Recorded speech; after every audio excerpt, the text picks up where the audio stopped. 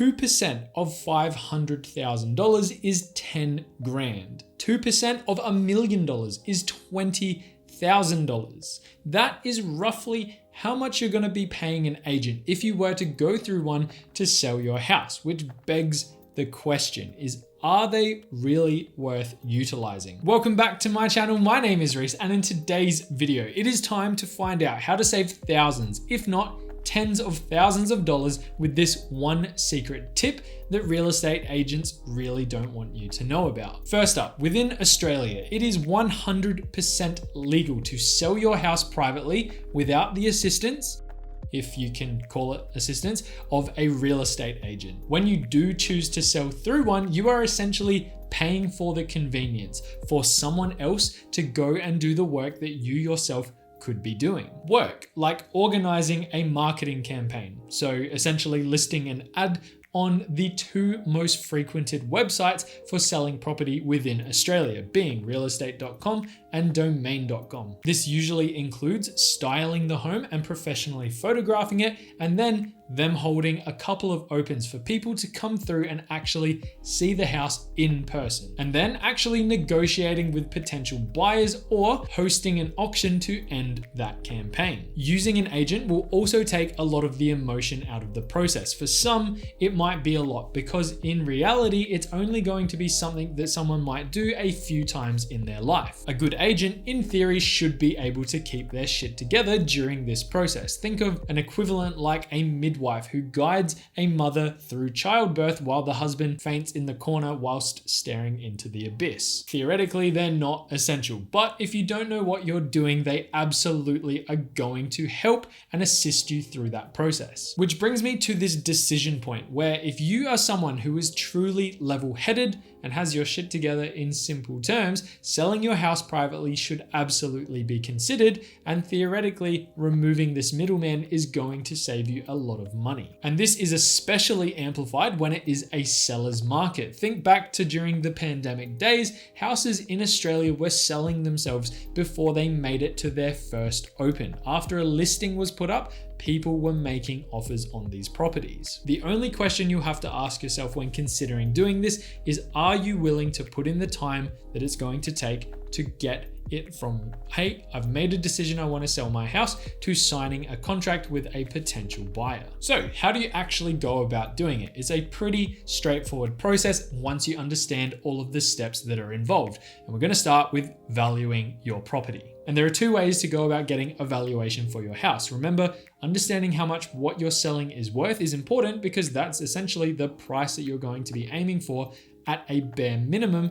when you decide to go down this path. The first way to do this is to look up Rich Property Data, so RPD, and you can Google that. It's pretty handy. It's very common. There's a lot of good information on websites that's provided for free to get that info. Another way to do it is to literally look up similar houses in your suburb that have sold on these popular websites. Like I mentioned just before, realestate.com and domain.com are just two examples. There's one other way to get a valuation, and that is to actually pay someone to come out and value your property. Generally, they will have some type of qualification tacked onto it, and just keep in mind that this comes with a fee. Moving on from valuations, understanding where to advertise is the next most important thing. There is a weird stigma that for some reason people believe that only real estate agents or licensed real estate agents can actually list a property on the two most popular websites that are used to sell property within Australia. That is not necessarily true.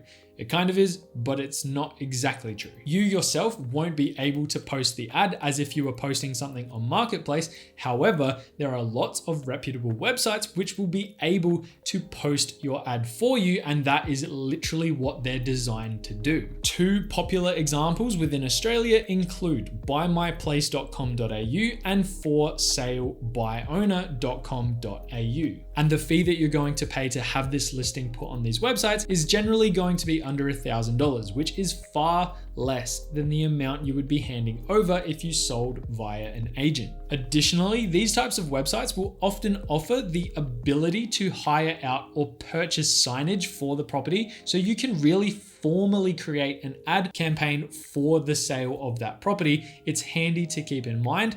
If you're actually going to go down this path, I highly recommend going through these websites and seeing what they have on offer. And to top it all off, they will also have a generic facts and questions page detailing all of the requirements and the entire process involved as well. So after you've watched this video, got some insight, you can actually go to them and have a better understanding of what you're going to need to prepare in advance of selling your property. Other places to advertise, like I just mentioned a moment before, one would be Marketplace and the other would be Gumtree here within Australia. It's absolutely worth listing on these free to list websites. And yes, you might not get as much traffic through as you might from a realestate.com.au ad. However, you absolutely will still get eyes on that campaign and you might actually find a potential buyer. My partner and I, when we first started looking to buy a property, actually made an offer on a property that was solely listed on Marketplace only. And unfortunately that sale fell through. However, from what I've understood, that house has since sold and it never once was advertised or published on one of these main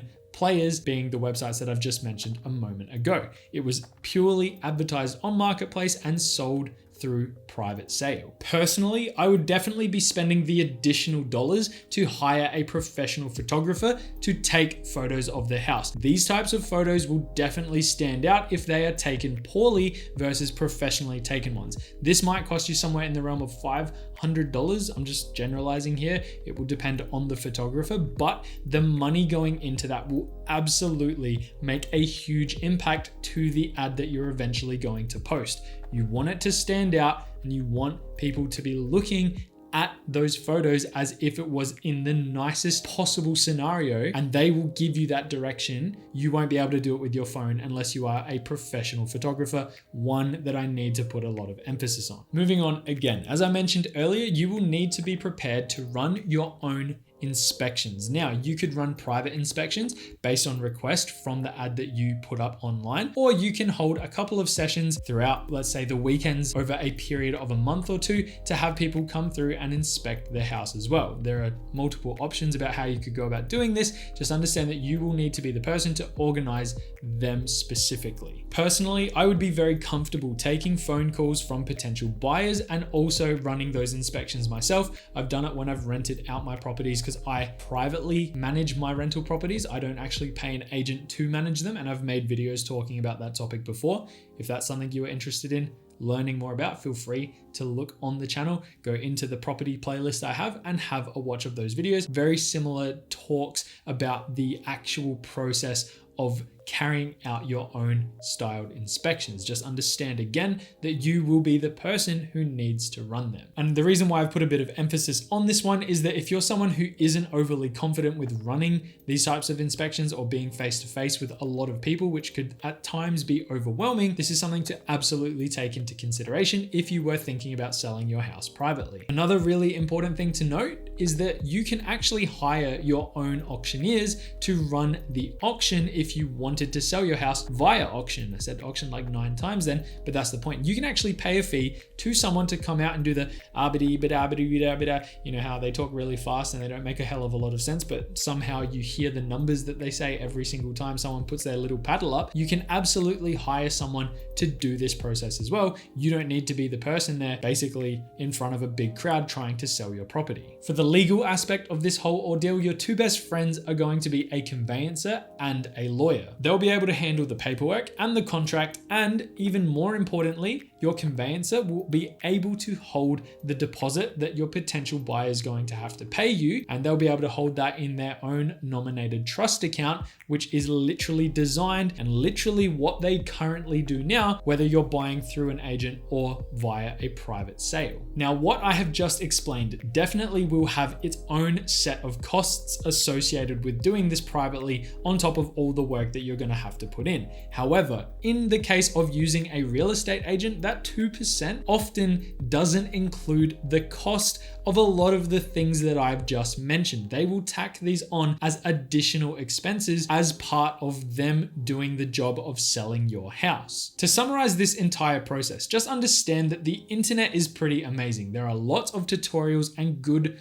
resources out there that will be able to walk you through this process step by step, meaning you'll be able to do all that work without a lot of, let's say, effort And the bits that will kind of be a little bit more confronting and a little bit more time consuming are the actual bits and bops where you're in person dealing face to face with potential buyers. Now, to really wrap up today's video, there are a few scenarios where I do believe using an agent could be utilized in a way that actually benefits you. And I'm going to go through them right now. Number one is that agents can definitely help with staging and making a home as appealing as possible. However, this is something that absolutely can be done by someone if they use a bit of common sense and just actually look at examples online and then kind of mimic it. If you live interstate or overseas and need to sell your property, again, using an agent is absolutely going to benefit you because flying back and forth to do all of the work that I've just kind of covered is not going to be practical in most circumstances. If you are 100% against confrontation, absolutely paying someone to do that work for you is going to be well worth it because it's going to keep your stress levels down and they'll probably do a better job than you will. That is a fact. It's something that I need to say. You need to be aware of it. If you're planning to sell your house privately and you suck with confrontation or you suck being face to face with people and dealing with them, potential people who are going to try and screw you down as much as possible, remember, they're trying to get the best possible deal for them. If you're a bit of a pushover, which it sounds a bit harsh to say it, but I'm being black and white here, really take this into consideration. If you haven't put it together yet, I really don't like real estate agents. They aren't universally useless. However, I am surprised that they still have a place in the transaction of selling a property in this day and age. And that is pretty much where I'm going to leave you today. If you did find today's video insightful, somewhat helpful, please consider hitting that like and subscribe button down below. It definitely helps the channel grow and I definitely do appreciate the support. And that's pretty much it. If you have any questions, drop me a comment. I'll do my best to reply to them and I'm going to leave you there. So have a good day, have a good week. And as always, I will see you in the next one. Bye for now.